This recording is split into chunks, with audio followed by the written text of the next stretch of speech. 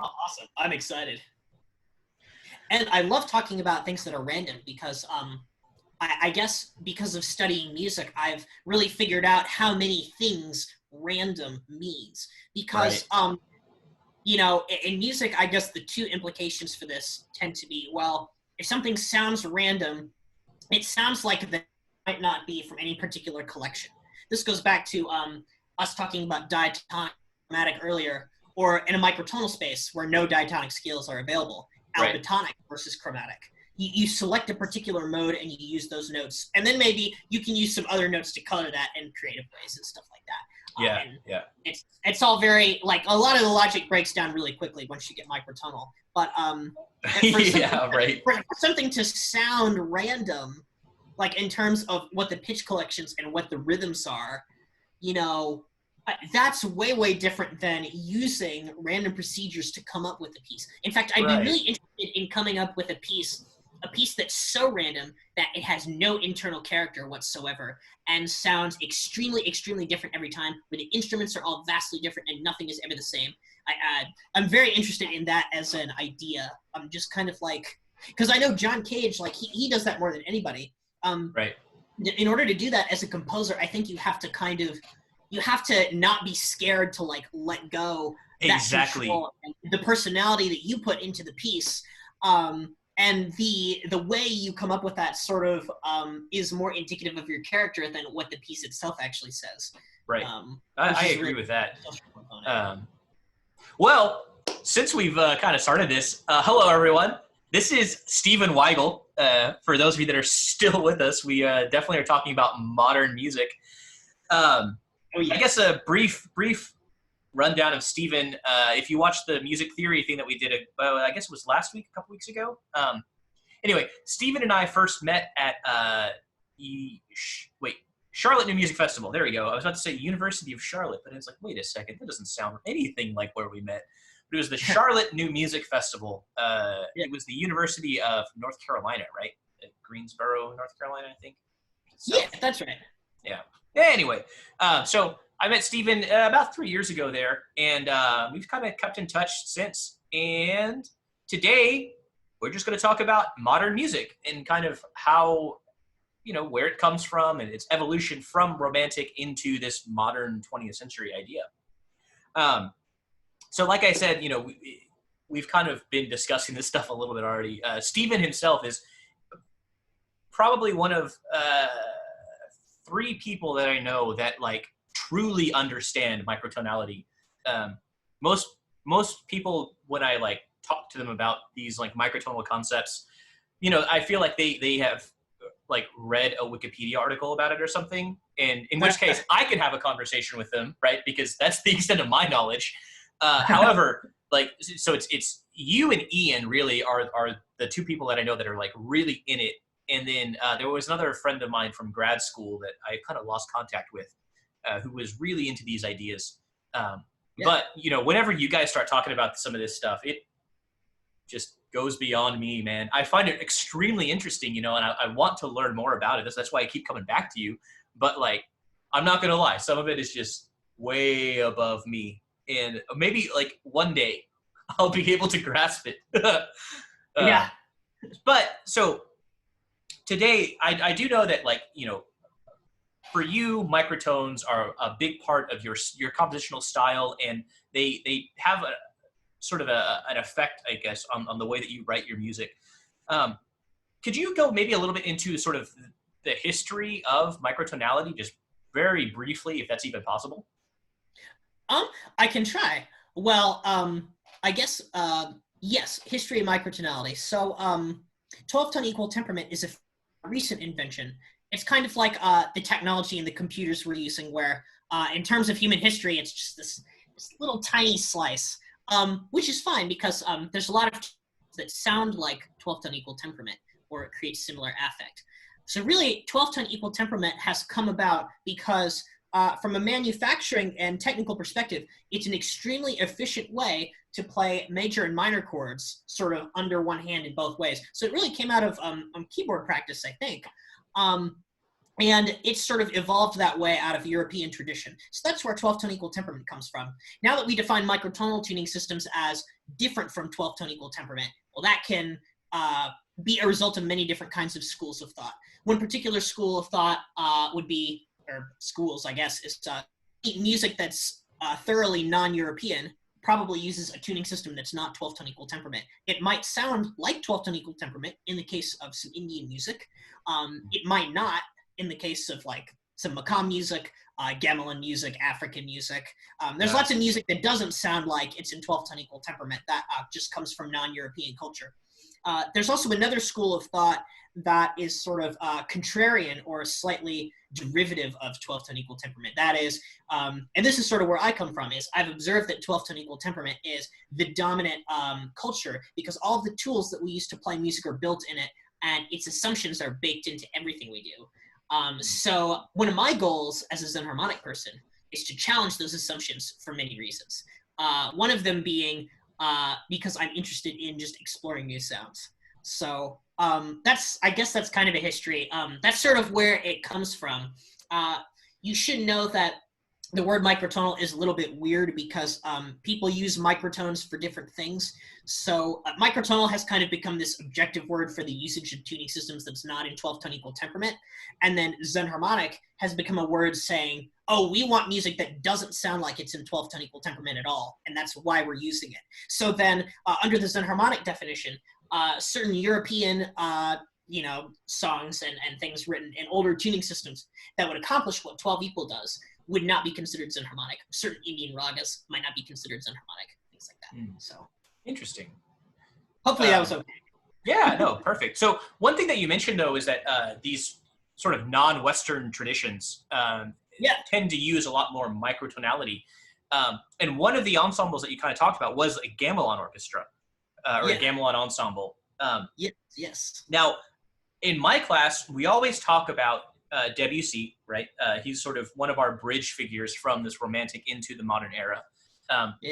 And we talk about his first experience with a gamelan orchestra. Was it the 1880 something World Fair? I can't quite remember when. It was the first World Fair, I think. Yeah, I think that's right. It was the one that they built. They built the tower. Wow. Eiffel Tower. There we go. It's the one that they built. They built the Eiffel Tower, I think, specifically for this festival or something like that. And so Debussy goes to this festival and he's seeing all this stuff, crazy things that people had never seen, and he hears this ensemble, the gamelan orchestra, right? Something that he had never heard before. And I imagine that a lot of people at this fair had never heard anything like this. And to try to describe the sound of a gamelan orchestra is challenging, to say the least. But something that I think is really interesting, and it's interesting that you brought that up too, is whenever you were playing your, is it the 19 keyboard? Yes, it's currently formatted in 19. Right. There it is. So whenever you were playing some of these, so you were playing the 19 keyboard right next to the 12-tone keyboard, right? And sort of doing some of these. I've got another one over here. Yeah. Right. So you have a 12-tone equal tempered keyboard over there, and then a 19 EDO keyboard on the other side of you. And when you were playing these, like you were doing we were going around the circle of fifths, and it honestly sounded. Yeah, do it right now. Actually, why not? Okay, here we go. By the way, 19-tone equal tempered fifths are comfortably flat. So they're flat enough to count as perfect fifths, but similarly to how 12-tone equal tempered major third is like slightly out of tune enough to be annoying, 19-tone equal temperament's perfect fifth is slightly out of tune enough to be annoying. So there's kind of a swap going on. 19-tone's got better thirds, 12-tone has way better fifths. So here's what happens if we stack fifths. What I'll do is I'll play, starting from C, I'll play C, G, D, A, but I'm just going to play them in both 19 and 12, echoing each other, and I'll play starting with the 19 so that you can hear how it drifts over time. You see?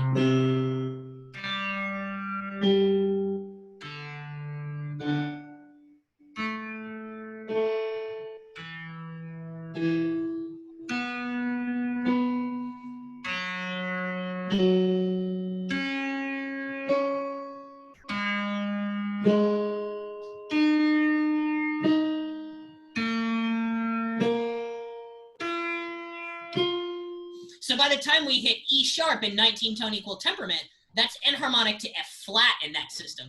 But in 12-tone equal temperament, it's enharmonic to F. So here's F from 12 and E sharp from 19, which is also F flat. I can do them at the same time too if you want. It's very dissonant, but kind of fun. No, I think it would be good to hear. Let's hear it at the same time. Yeah. Same time, yeah. You'll hear that they slowly drift apart. Yeah. It's crazy. Yeah. That's Zen harmonics in a nutshell right there. Right. If you can go ahead and play that.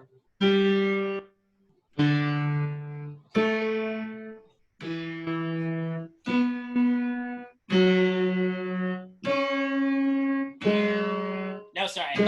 There it is.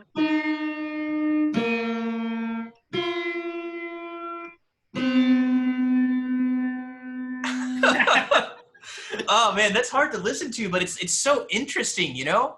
And whenever you were doing that the very first time, the first thing I thought of was like, oh, this kind of sounds like a gamelan orchestra.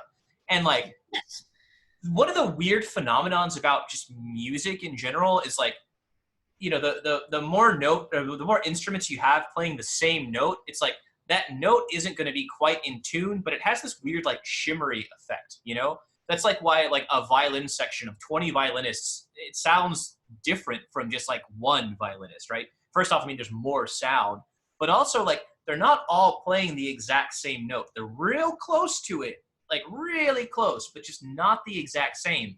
And that gives it this like, just a shimmer effect. And that's the only way I've ever been able to really describe it. Now with the gamelan orchestra. It's like an attribute. Yeah, exactly. With the gamelan orchestra, you know, they're basically hitting metal bars, right? Essentially, it's like all the gamelan instruments are tuned metal bars, right? But they're not all tuned the exact same way. They're kind of like sized up to be about the same length, about the same thickness, but like they're not the exact same. Whereas, for instance, an orchestral vibraphone, right? Like they're all going to be the exact same pitches, either A440 or A442. They're kind of tuned to that, right?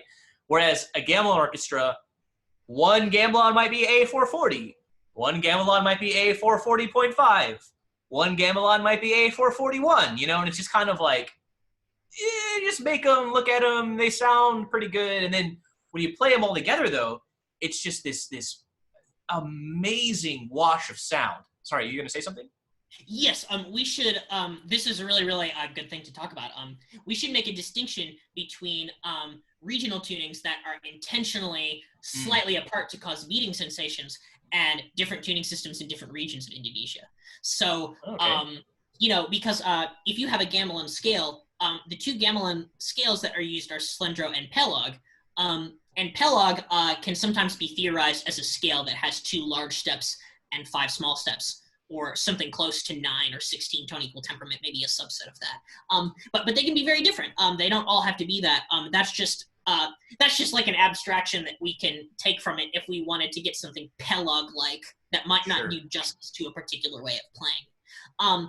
But yeah, individual gamelan instruments in the same ensemble might be tuned slightly apart, so they have that beating sensation. Right. Yeah. But if it's done with metallic instruments, instead of it, you know, sort of feeling like fingernails on a chalkboard, it feels like this pleasant, delightful shimmering that comes from just kind of the metallic nature of it.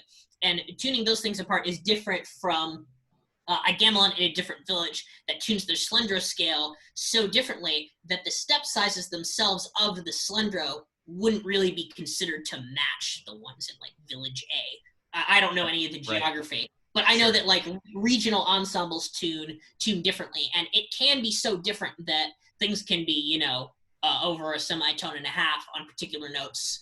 But I don't know how that evolved. Perhaps it was a situation similar to like, you know, the Baroque era where people have different standards as they kind of spread farther apart. And so the regions kind of influence each other. Maybe if you're farther away, you've got a more distant tuning than if you're closer. Right. I was actually about to say that, you know, it's almost like this sounds a lot like the way that you know, they tuned ensembles and instruments in the Baroque era, you know, and there wasn't like a set way of tuning. They just kind of were like, it sounds good. Let's go from there. And you know, it's really interesting how, like, you know, I mean, clearly there's like a lot more involved. There was a lot more math involved than it sounds good, right? Because like, the Greeks figured out that strings make sound, and like you can divide those strings in equal lengths to create different types of sounds.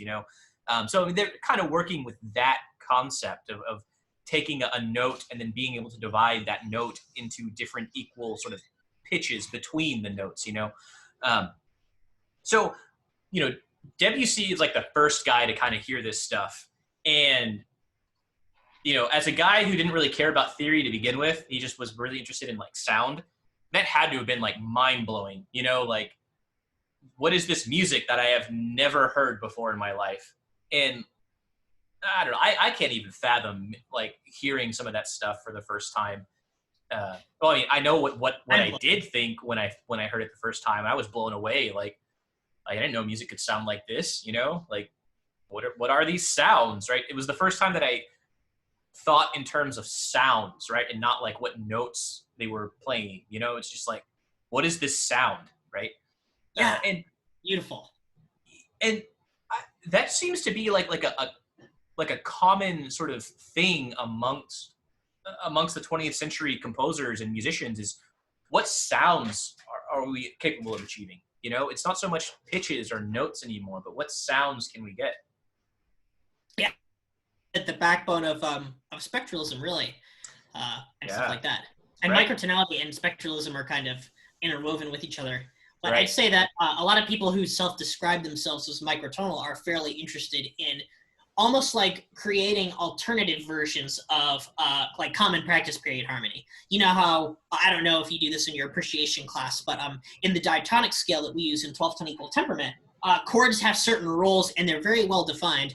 Not just because that they have inherent properties that cause them to lead in certain ways, but because there's centuries of tradition to build on. Right. And microtonal scales don't have that benefit, especially if they're Morse harmonic.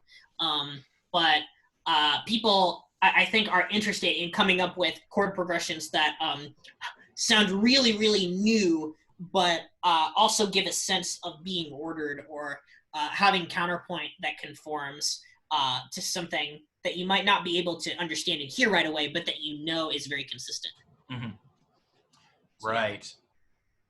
Yeah, man. So the whole concept of like microtonality and Zen harmony, just in general, as a study, as a mode of study, I guess, seems to be fairly new as far as the academic world is considered, or the Western academic world is considered. I honestly can't speak much about like Eastern societies and whatnot, and for instance, like Indian classical music is way more steeped in microtonality than like we ever will be, I think. But the West, we have just a different view of music. For instance, the idea of harmony, right? That's a uniquely Western concept in general. But what do you mean? Well, I mean, there's lots of harmony in Gmelin music, for one thing. Sure. However, it's not like they're not thinking in terms of functionality like the West was. Right. We've got the tonal system. Yeah, right. Exactly. And it seems to me that like harmony, as far as the East was concerned, it seems to be a byproduct of just stacking melodies on top of one another, right? Which essentially is kind of like how the West figured it out. I've heard lots of African music that uses harmony, but it's very, very hard to find, I think, because not only are things usually in another language, but they're not accessible. Like they're not pop music, Yeah, and right. The incentive is always to create things that sound like pop music. So, if you want to find those really unusual things that don't conform to the whole Western scheme, then you really have to dig. It was a really, really interesting thing I found where it was this village that they had like 6 horns and they were playing a big chord that was really insane. And then like they would play the big chord and then there was like a little riff and then they played the big chord and it was like a ceremonial dance as those usually are. So I've heard lots of harmony in non-Western music. I don't know if it's not as codified as Western harmony is. We have this term, the tonal system, that we use to describe it, and we have all these rules. I don't know how deep the rules of other non-European music run. Yeah, honestly, me neither. what I do know about sort of other cultures' music is very very basic, very minimal. It's really Like, hard to get that information. yeah, that's the thing too, is like they didn't really write stuff down. It's a lot of like just an oral tradition, they would just talk about it and like play it, and then you would just play that, right? You just do whatever your teachers did, and then as there was a jazz musician in Houston who once told me, this is probably the worst piece of good advice I have ever gotten in my life, or the best piece of bad advice, maybe, I don't know, but he just said, you do it long enough and it starts to make sense. And it's like, Yeah. man, that's so true. Yeah, yes, I definitely agree with that. But yeah. So we've been spent a good chunk of time so far talking about microtones, and I think one of the important things to recognize with like modern music is that composers kind of get just like bored in a way with like the what we call the common practice system, or the common practice theory. Essentially all those rules that Stephen was talking about, right? So like composers basically just get bored with all that stuff, and they try to figure out new ways to just make sounds, right? Make sounds happen. And like, honestly, I think it really starts kind of with the end of the Romantics, right? Because they basically start to realize that like everything kind of reaches this point where it climaxes, right? And the climax is the most tense part of a piece of music, right?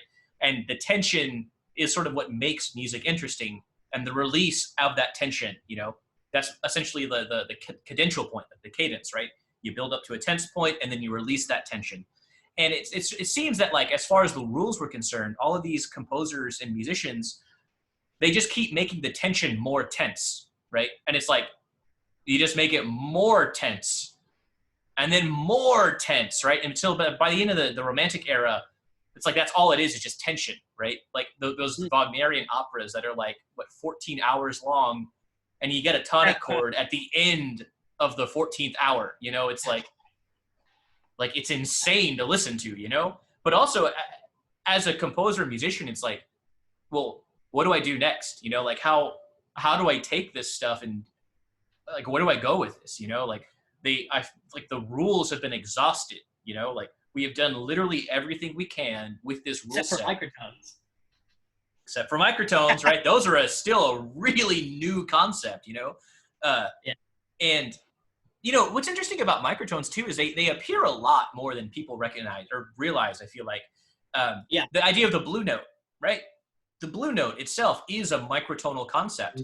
We theorize it as a minor third, right? Or a sharp four, but it's like, it really was just an out of tune third, or like an out of tune fourth or fifth, that they use to like get to another note, right? At least that's been my understanding of these sort of blue notes. The blue note sort of is a bridge from one to another thing, And actually, 19-tone equal temperament is a great way to play, a great way to demonstrate the difference between a blue note and a standard note, if you like.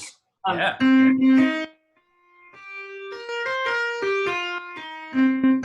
Here's the normal.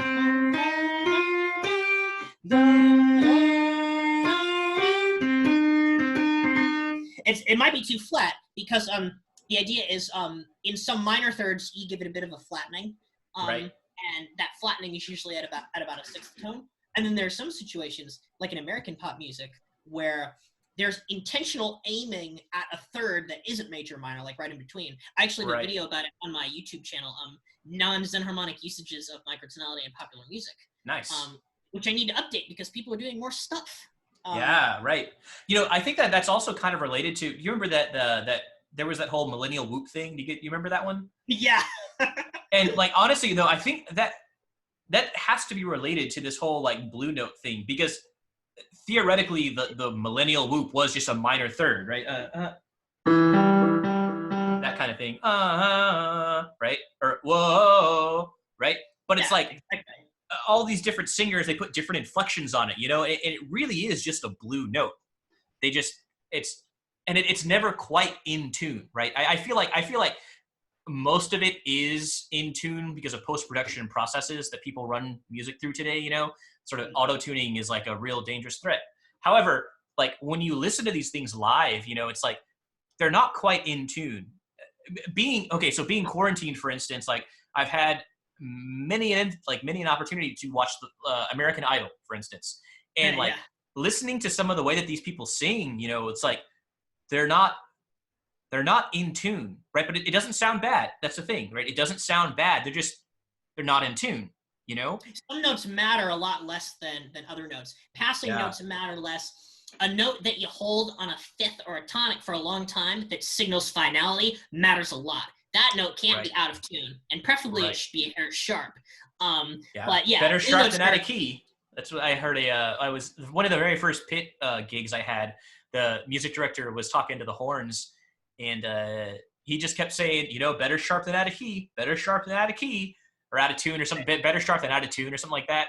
And for the longest time, I was like, "What? You're the director. Why are you telling us? Like, we're students, like you're telling us this thing. Like, I don't get it." And then, I started to play music more, and the more I did it, the more it started to make sense. It's just like sharp notes just sound better for some reason. Like, I don't know why.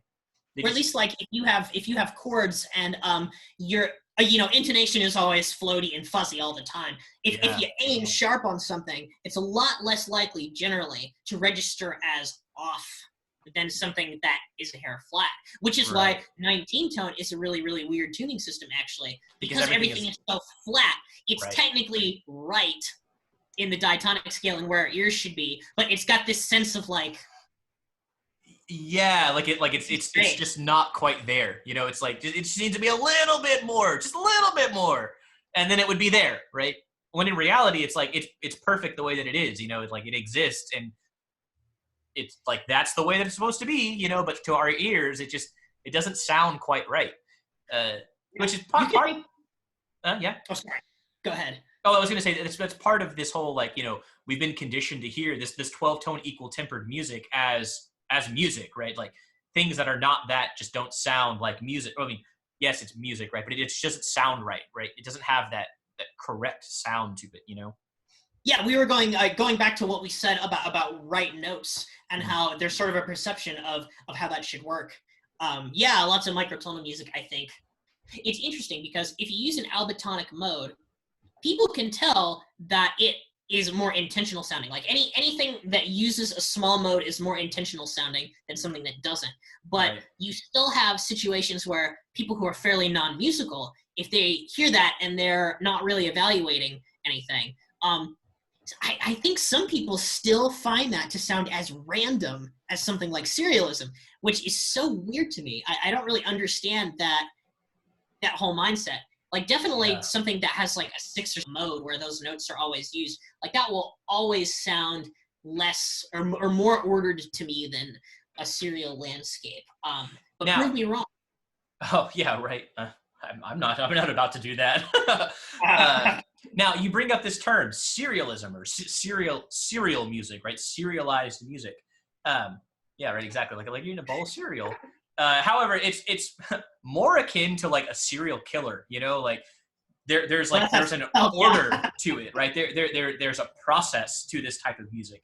And even though it sounds seemingly random, like it is intentionally random, right? Like it intentionally has been randomized to be this thing, and there's a whole mathematical equation that you can set these numbers into to get all of these different basically scales, right? Or what we call tone rows for serialized music. Now, this is, as far as I understand, like after the Romantics, basically it's just the next logical step for musicians to kind of start experimenting with.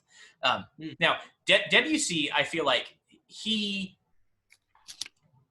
Debussy, for all intents and purposes, was an atonal composer. Atonal meaning that there is not a key center, right? Now, most people will sort of hear atonal and then kind of run away screaming or think horror movie or something, right?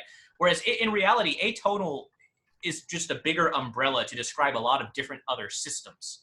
And atonal, all it means is that there's no tonal center. And in fact, a lot of pop music today could be considered atonal because it's so like soupy, there's no tonic chord, right? It's just this cycle that kind of keeps going around and around. A good example of that would be I saw this really interesting video on how the barbershop quartet in Bioshock had arranged God Only Knows by the Beach Boys. And I Ah, totally didn't know that the God Only Knows was this song that like sparked a bunch of debate among academics because of its ambiguous key center. It flirts with being an A, D, or E. I hear whoa. it as A because of the primacy of A coming in first and how the chunks work. But Right. there's lots of, I think lots of people hear tonality differently, and tonality can really be thought of as a sum of many different factors that all converge. So if you start to tease apart those factors, the whole thing sort of breaks down. Right. So that's a really, really good example. Yeah, yeah, yeah, yeah. And so one thing that you just mentioned that everyone sort of perceives tonality a little bit differently. I think that's probably one of like the biggest tenets of modern music is that people started to realize that not everyone perceives the same sounds, right? So Right. like for instance, Berlioz in the he's like mid romantic essentially, and he's experimenting with like special effects, right? He's using them in a tonal way, but he's experimenting with sounds, and I think that's one of the earliest examples that I know of, at least, that someone is experimenting with sounds that these instruments can create. And, you know, it's kind of starts off as how do we use these sounds in a tonal sense, right? And then by the time sort of Debussy comes along, he's thinking of just sounds in the sense of like how does it fit the story, the theme of the piece? How do these sounds all kind of work, right? One of the pieces that I show my class is the Sunken Cathedral, and like basically the story of that is that there's this cathedral at the bottom of the ocean, and that as the tide rises and lowers, it's almost like the cathedral is rising out of the water as the tide lowers, right? But as the water lowers, these bells at the cathedral start to ring. And so like the Yeah. whole piece is trying to just give this image of this cathedral rising out of the water, basically. And he's not like Debussy isn't using like a tonal scheme, right? It's like this sound represents the bells. This sound represents the water rising and lowering, right? And he's using different sounds to represent different ideas. And there isn't like a key center, right? And then along comes Schoenberg. And Yeah. Schoenberg is kind of like, well, you know what? Maybe the key center doesn't matter. It does matter? The theme, right? The theme and like the form of a piece really matters, right? So it's almost like Debussy is kind of trying to push music into a new era, right? And like all the French that they seem to be really concerned with the way it sounds, right? How does it sound? And if it doesn't sound good, then it's probably not good, right?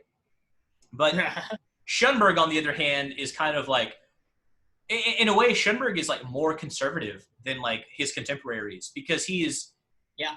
like, well, I mean, he loved Brahms and Beethoven, right? Brahms and Beethoven were like his heroes, So I mean, clearly he's going to be a conservative composer. However, he's thinking about music in vastly different terms, right? First off, he's thinking in terms of theme, right? A lot like Wagner kind of was. Like Wagner is thinking of these like motives, these little motivic ideas or leitmotifs, right? And each of these leitmotifs just signifies a different thing in the action of the story. And in a way, Schoenberg, I feel like he takes those ideas, but he decides that, each of these little motives or motifs, they're just built of a collection of notes.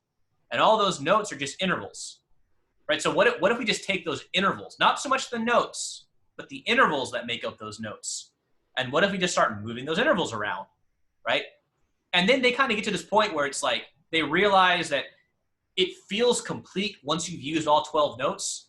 And then you just kind of do a different order of those notes, right? And that's how they start to serialize this music. Um, Right. Now, what are your thoughts on serialized music or atonality in general? Mm.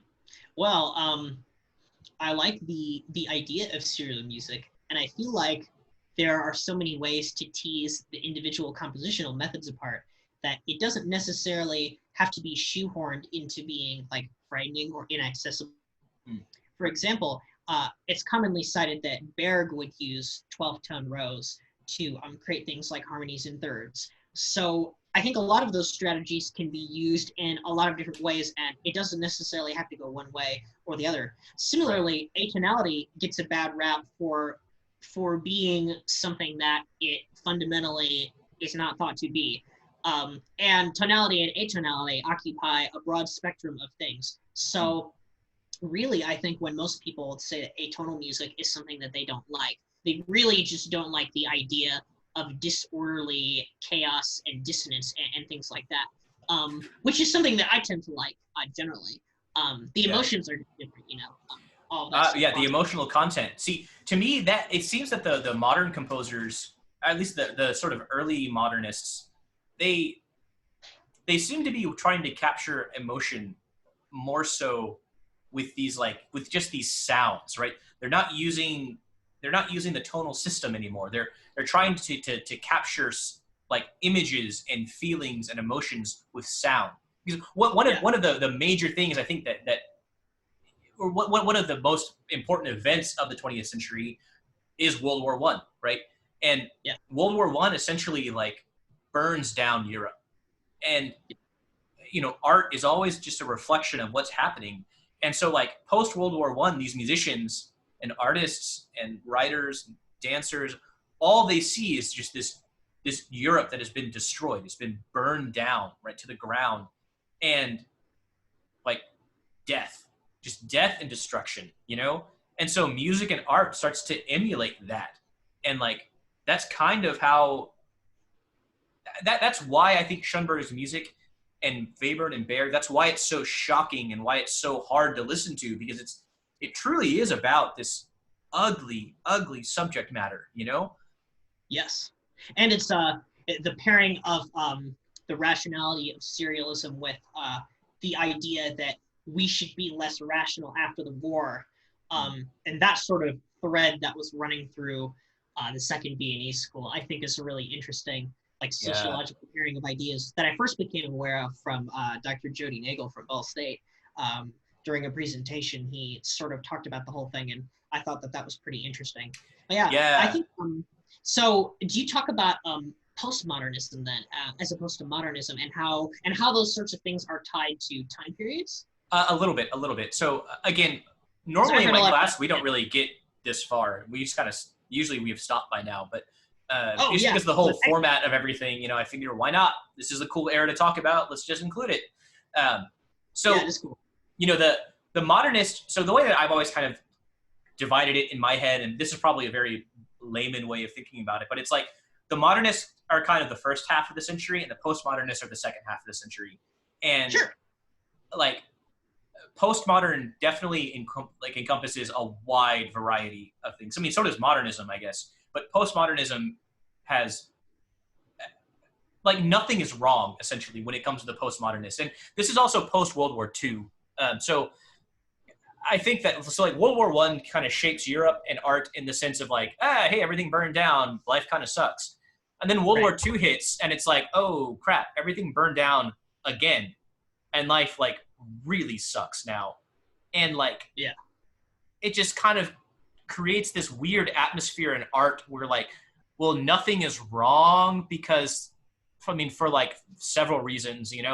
Um, but you start to get this like just these strange views of composers and how they're trying to essentially just like shock the public, right? That's kind of what postmodernism to me is. It's more of like shock value of like, how can I one up this other composer? Like, how can I do this more shockingly than the last guy?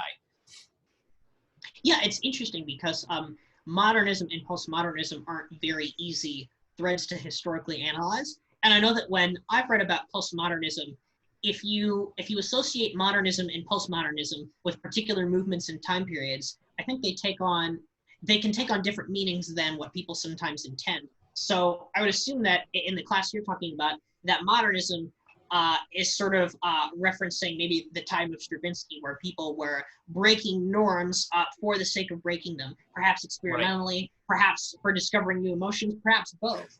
And then postmodernism refers to not only something that's happened after that was possible and after it became societally acceptable, but also refers to sort of a state where you can take stock of any particular aesthetic and use it. So maybe Right, postmodernism right. as a term is more reflective of our polyaesthetic world and all of the different kinds of disciplines that we can draw from. And postmodernism is also generally more associated with the deconstruction of things in general, like maybe even the deconstruction of its, however paradoxical that might be, the deconstruction of modernism, the deconstruction of the past, the deconstruction of particular rhythms and pitches, Right. the deconstruction of deconstruction of deconstruction, what have you. Right. It's definitely about taking ideas, I think, and teasing them apart. And Right.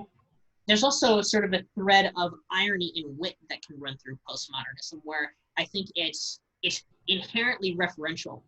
Hmm. So Charles Ives being ahead of the curve in Yeah, that way ahead. using quotation dissonantly, I think really interests me, and it's something that I want to capture in my postmodernist music.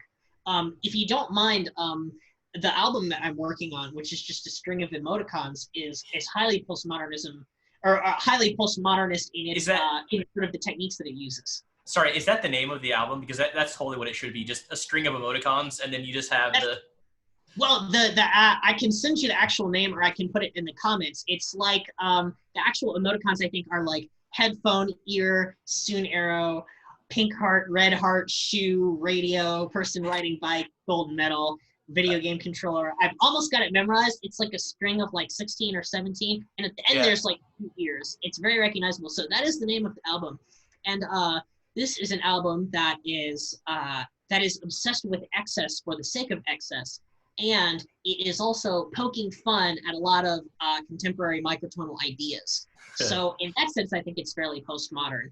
Yeah. For one thing, like if you're in, and by the way, feel free to stop me if I get too esoteric, because I Sure. know these ideas are, a lot of them, a lot of my intentional subversion of these ideas in my album tracks comes from kind of like knowing the microtonal landscape and what people expect of any given composer when they're writing in a certain tuning. Like, if you're writing in a certain tuning system, I think one expectation is that you know the tuning system, at least a little bit, at least like we know Yeah. 12 Yeah. tone. So that means that tuning systems with levels are considered impractical. But there's Right. really no reason that they have to be, since they're on the computer. So the first track is in 1200 tone equal temperament. I should have made it 1201 looking back, but there are all kinds of tricks that I use to get people to hear things that they think they hear but aren't actually hearing. Like, for example, in that first track, in the 1200 tone equal temperament track, I begin, and the first like minute just uses quarter tones. So my hope is that some people will hear that and think that they're hearing more complex pitch structures than they're actually hearing. I really like implanting that expectation, just through the very nature of the material that I've created. And 1200 equal temperament is a very big amount of notes to have. So lots of people think that that's like an end game. But then at 2 other strategic ports later in the album, I use tunings that are entirely above like 1,350, and I use like 20 of them all in one track that's less than a minute. And then the last track is in Googleplex EDO. So all of these are just silly. So Right. there's kind of like various silly threads running throughout this thing to like make a mockery of the whole naming system, or what the theory is defined. But yeah, do you know what a Googleplex is? I don't know if you've heard of it. Well, I mean, I understand that. I know that it is a number. I don't know the exact value of that number, though. I mean, we used to joke about stuff like that in like grade school. Like Oh yeah, a exactly. Googleplex. Yeah, you don't have to know the exact value of a Googleplex to get the joke, because most people know that a Googleplex is a really, really big number. But what's Right. really important about it is it's never a number where you could use a lot of the notes out of it. It's one of those gargantuan numbers that you can never think of. Like a Google Right. is big, but a Googleplex, there's not a Googleplex number of atoms in the universe. Whoa. So what I do is I just use 100 tone equal temperament, because it's still within Googleplex EDO. So it counts if we don't make a clarification in the definition of using a tuning system that specifies that we have to get the essence of the tuning system in what we're doing. See what I mean? Yeah. Right. I don't So know. I think that. Yeah, go ahead. Oh, sorry. I was just saying that, like, it seems that what you're working on is just it's several like layers of irony here. Like Right. I personally I think that like irony and sarcasm, those are like 20th and 21st century forms of like high art. I love it, man. It's sort of like memes. Memes are kind of this like 21st century form of like high art. Right. It's weird, yeah. And it's definitely like it's really steeped in like meme humor. The whole thing, the meme being just like this excess that no one ever Right. needs.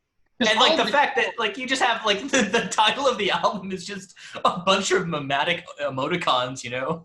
right, and there's something even better that happens is that the individual track titles begin with the tuning system used, and then a string of 96,000 emoticons that I've carefully constructed in different patterns, so that when you scroll through each track, it's very, very entertaining to watch the pattern change. I checked, and Bandcamp can do it, so that's another funny. Part. Yeah. Yeah. That's hilarious, man. I love it. The best part is we haven't even talked about what the music is. It's just like straight up EDM, but sometimes really dissonant, and the rhythm is also really, really insane. Like I'm also doing things where if I have like a bar of like maybe like 25 eighth notes that's really tiny, I like split it up in a certain way, and then the next part I split it up in a slightly different way. That is just everywhere in this album. I was also interested in exploring the boundaries between extra tone and pitch, and what kinds of things count as being in tuning systems or not. So the longest track on the album, I mentioned that the shortest track on the album was in like 1,350, 1,750, 2,460, blah, blah, blah, blah. A bunch of people, 20 of them. And the last one was like 198,000 or something, EDO. And then the longest track is in 0 EDO, and it's 21 minutes long. And does it even have any notes? Like, what does that even mean? So, okay, first off, for my class, EDO, this term means equal divisions of an octave, right? Yeah, and so like over here where we had 19 EDO. I can illustrate that really quickly.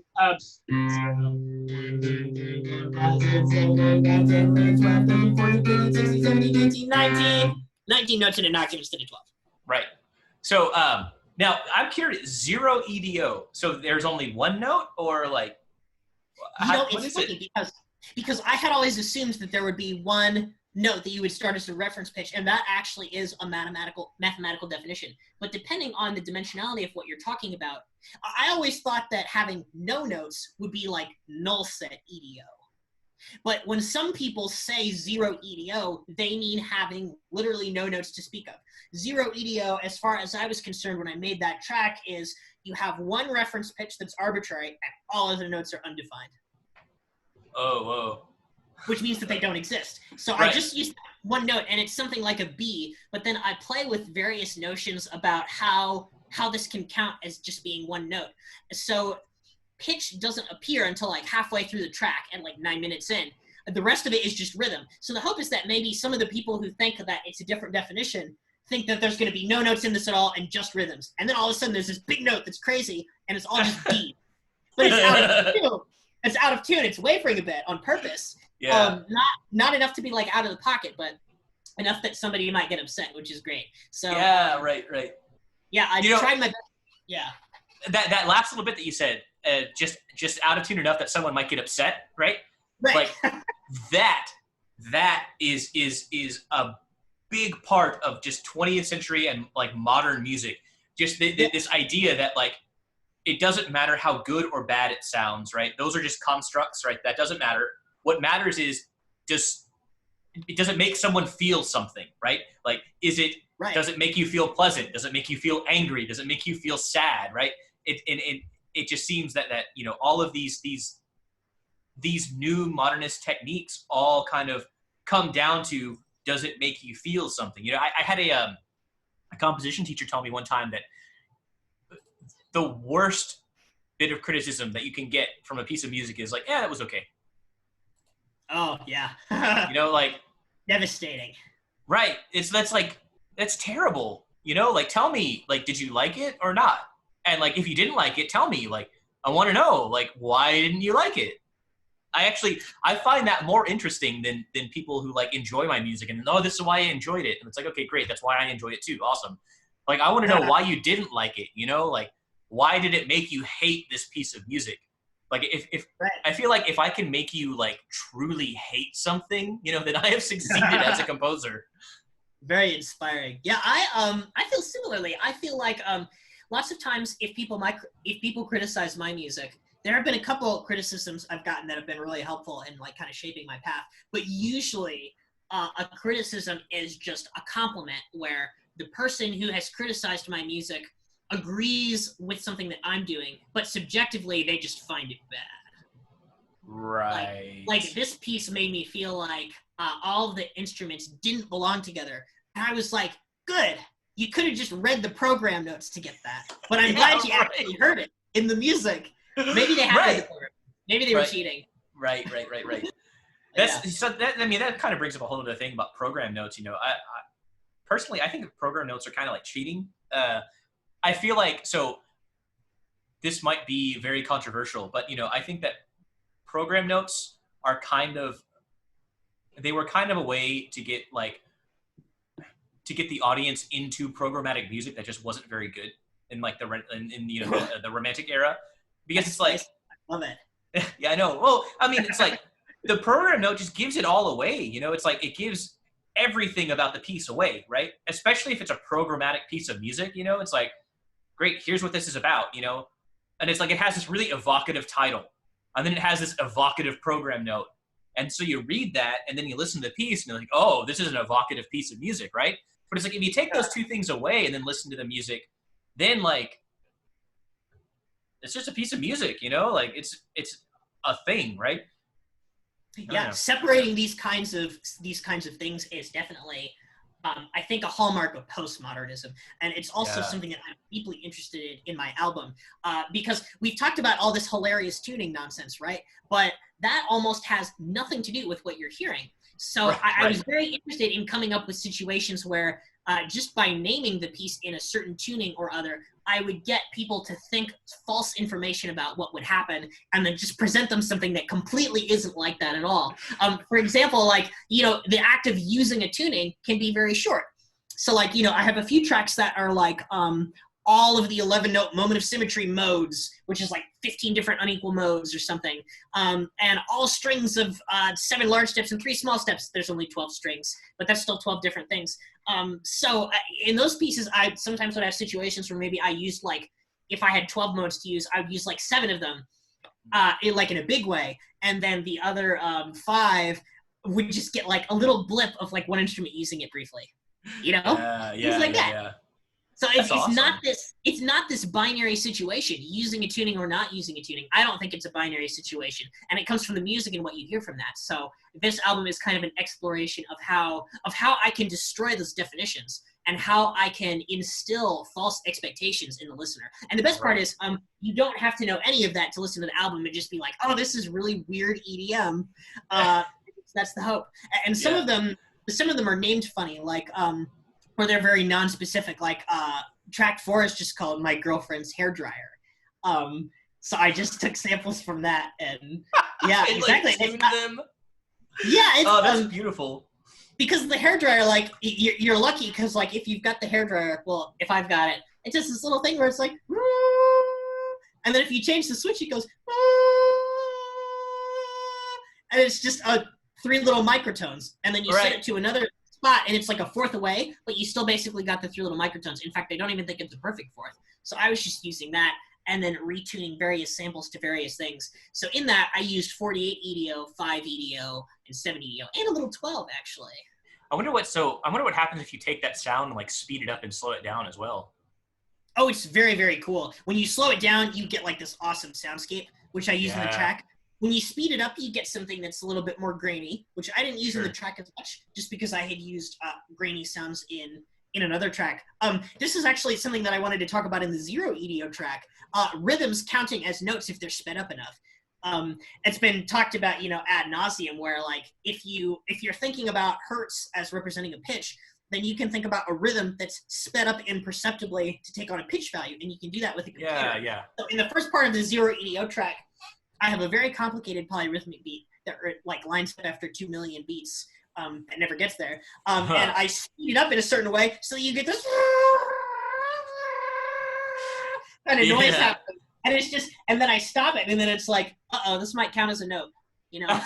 So, right. Am I playing a note or not? That's funny. Yeah, exactly. So maybe it's not 0 EDO anymore. The tuning police can get me. Now, so one of the things that I want to get out of this, I gotta wrap it up here in a few minutes. But one of the things that I really want to get out of this is that, okay, so I think like your album is actually a perfect example of this sort of these modern ideas, right? Because Yeah, I was hoping so. we are no longer thinking in terms of like tonality, right? It's like, here is this sound, right? How can I manipulate this sound to create a pattern of sounds that is accessible in some way, right?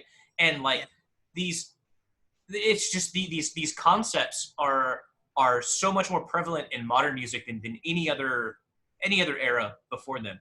Like in the Baroque era, you kind of get like the the Four Seasons from Vivaldi, for instance. It's like, okay, how can I make like bird sounds? Okay, we can kind of play this little motive, and you do it long enough, it kind of sounds like birds, right? How can I get thunder? Things like that. Yeah. Whereas today, it's like, I kind of don't even care about the actual pitch, right? If I want birds, I'll go and record birds, and then like do all these processes to this bird sound to create all of these crazy other types of bird sounds, And or synthesize a bird sound, or get a bird sound that is not really a bird sound, or mix bird sound and pitch, or extract pitch information from bird sound. Right.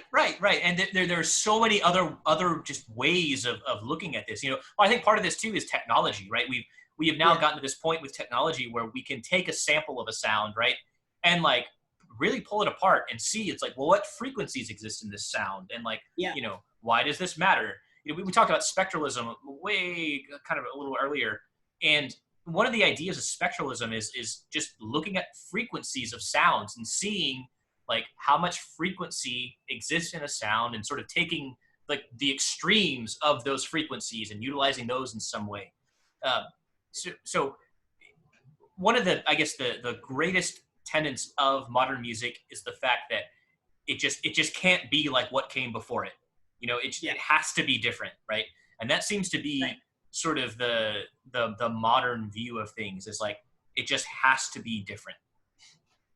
Yeah, and it's so tied to what time period it is considered to represent. Like I've heard a lot of people say that like, if you write music now that is sort of in the European tradition, that it's kind of like considered pastiche almost, because of the new possibilities that you have, or old-fashioned. But then if you write something that sounds like pop music, people don't usually get those kinds of insults, because there's lots of pop music happening all the time, and it's being enforced by popular demand. Whereas older European music, although very well known, I would say doesn't get that level of hype as like people going to a music festival or something like that. Yeah, right. I see that, man. So a lot of it is about what the people want. Yeah, that's a big deal, actually. Like, what do the people actually want? Right. So, I guess just to kind of wrap this up, any closing thoughts you have, kind of on modern music? Let's see. Well, let's see. I'm trying to think, because there's a lot of things that we could say.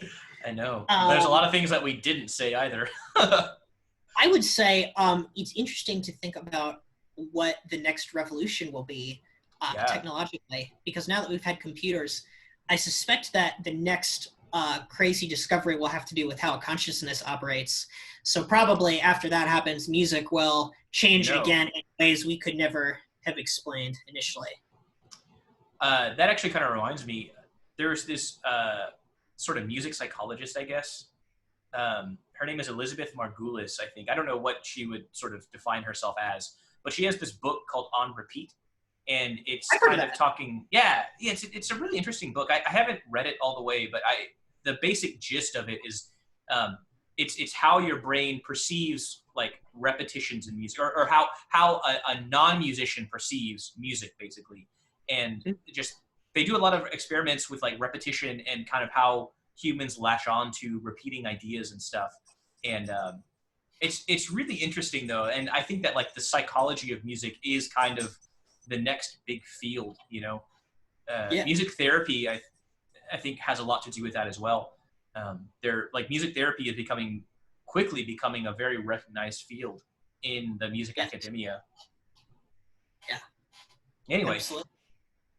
Well, Stephen, as always, it was a very interesting chat, man. I always learn something. That's cool. Yeah, it's great talking to you as well. Really appreciate you having me on for the class. Yeah, man, definitely. All right, well, class, As always, goodbye. I will see you in the next video.